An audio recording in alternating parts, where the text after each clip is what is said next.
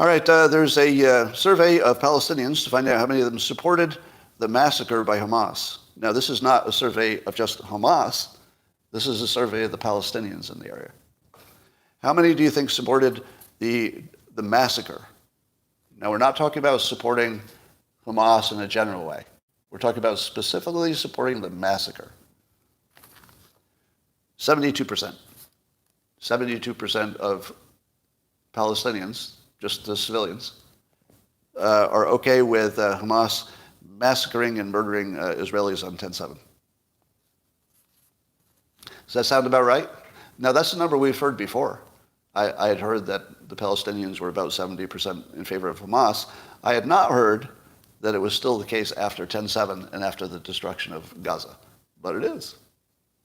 And as David Boxenhorn said, don't feel sorry for Gaza. They think it was worth it. Damn it. Damn it.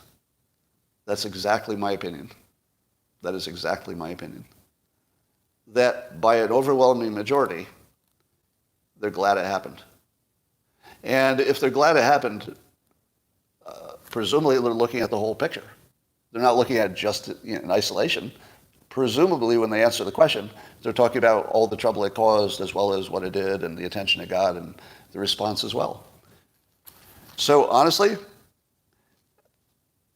as a human being, I don't want to see any innocent people get killed.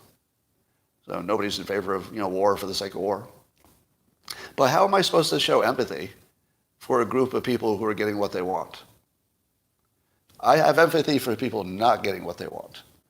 They're very much getting what they want as a whole. Now, this still leaves a substantial number of people who didn't want any of it, and those people I especially want to be safe. But wow, it is really hard to show some empathy in this situation if they got what they wanted. And I've said this before, if you're fighting an enemy who wants to kill you, that's a normal situation. So we can all deal with that. Oh, we want to kill you, you want to kill us. That's a war.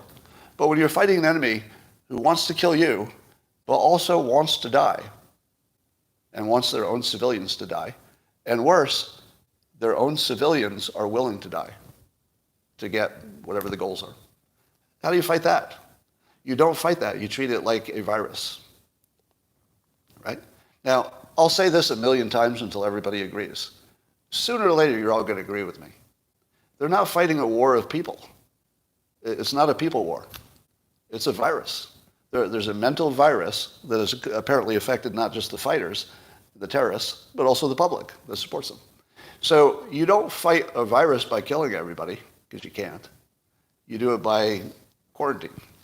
So I keep hearing people talk about what's going to happen to Gaza afterwards.